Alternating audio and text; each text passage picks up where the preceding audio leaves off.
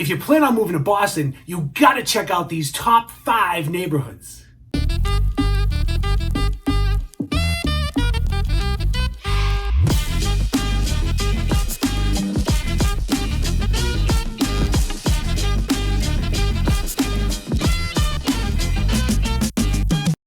Hey everyone, my name is Matt Swerk and I'm a local real estate expert right here in the state of Massachusetts with the Legacy Star team powered by Keller Williams Realty. Now, if this is the first time you come to this channel, welcome. We appreciate the support. You definitely want to click the subscribe button, hit that little bell. That way, every time we make a new video, you're going to get notified. And definitely give us a thumbs up because we love the encouragement. So what's this channel all about? We talk everything about Massachusetts. We talk about eating, sleeping, drinking, playing, and some of the top 5 neighborhoods. So you have questions about the state. We have answers about the state. Really easy to get in touch with us. Reach out any way possible. We've got new systems, new team members to help the process. Just remember, when it comes to Massachusetts, we've always got your back. All right, here we go. Today we're talking about the top 5 neighborhoods that we love as far as Boston's concerned. This is our opinion. So the first one we want to talk about is West Roxbury. Now, it's really funny because a lot of people, not myself, I guess myself, because some people confuse Roxbury with West Roxbury. Very, very different communities. And West Roxbury, Roxbury itself has had a lot of challenges over the years, especially when I was growing up as a kid. It was like, don't go there. So people, you get confused on, are you talking West Roxbury or are you talking Roxbury? And the funny thing about it is they're not even close to each other. They're like 6 miles apart. Roxbury is definitely much closer to the center of Boston itself. So what's awesome about West Roxbury, definitely it's a tight packed in area. I almost want to say it has a suburban feel to it. I guess if you're used to the congestion of downtown Boston, it would feel like the suburbs, but it's not the suburbs by any means. I don't want to mislead you. But West Roxbury has always been great as far as its culture. They have amazing properties there, really strong economic development. Above average public safety. There's a lot of great things as far as West Roxbury. So this is kind of its own little city inside of the city. So you definitely want to check out West Roxbury. Now, another area that we absolutely love is Brighton.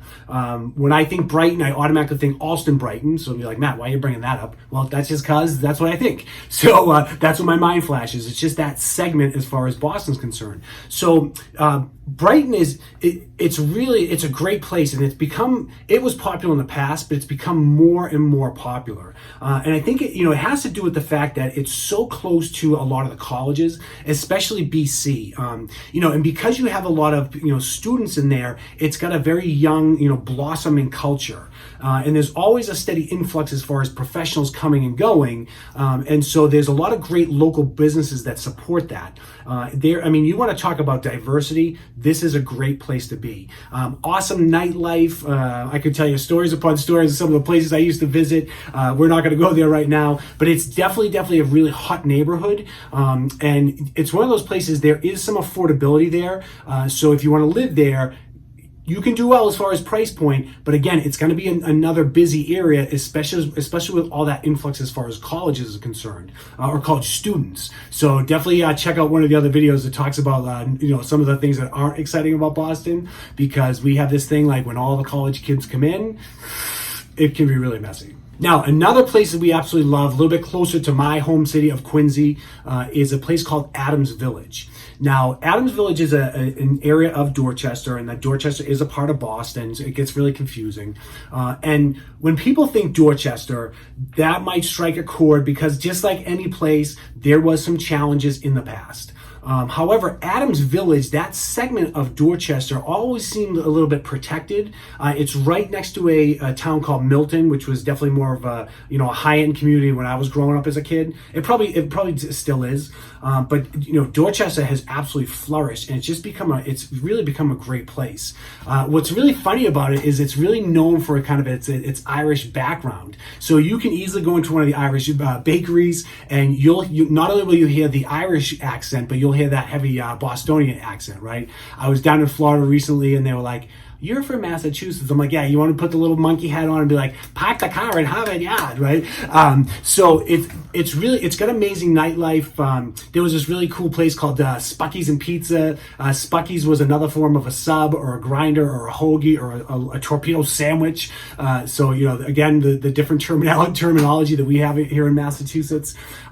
But there's great sports bars there. There was an awesome restaurant, a bar down there called Donovan's. And I always remember going down there. And the funniest thing about it is they used to have these little tiny glasses that all the old timers would just pour their beer into these tiny little glasses. And we used to go in there and we'd be the youngest, I'm not going to say kids. I'm not going to say kids because I would never do something illegal and drinking under 21.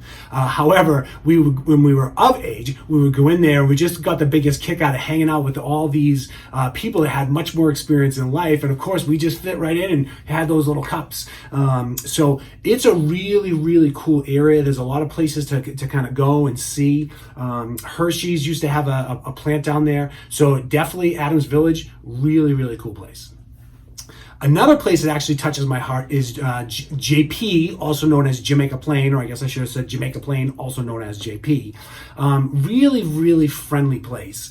And this held true. I used to manage a branch of Enterprise Rent-A-Car over there. And there was this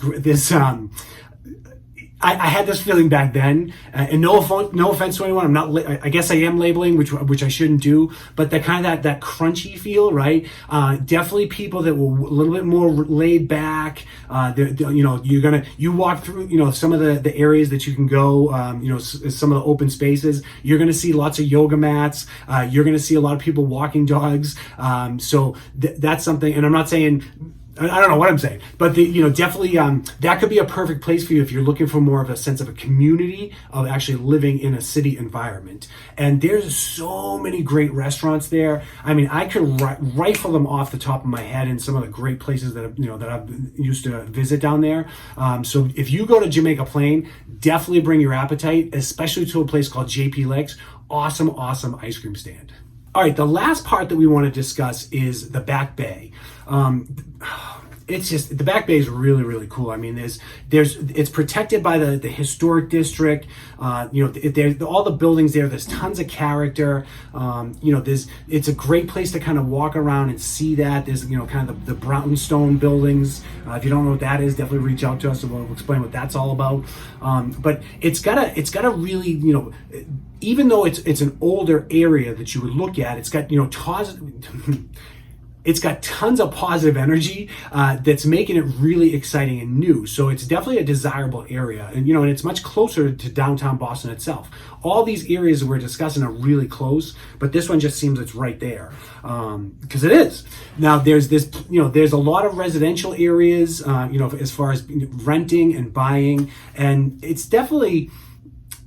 Because of all the other development in these other areas that might have been suppressed or depressed that have been up and coming, it's kind of one of those little forgotten gems. So, and a lot of times people associate a lot of people associated the Back Bay with more of a business district. I mean, I know I used to as myself, but it is just it's such a great flourishing place, and it's really, really diverse. A lot of the places that we talked about today, diversity is the key there, and that's what makes it such a great place to be. So, like I said, there's plenty of neighborhoods in Boston. These are just a couple of them. There's areas like Fenway and downtown, and we love those, and those are great to be in. But it's definitely more people. It's more packed in, and this has a little bit more of a quieter focus with these communities. More of a it's more residentially focused there. Even though I told you the Back Bay, I used to think of as more business sense. So. Don't be afraid to reach out to us for details on any of these communities or any of the places in Boston that you might have questions about. All right, so that's a quick one. We didn't want to go into too much detail about it.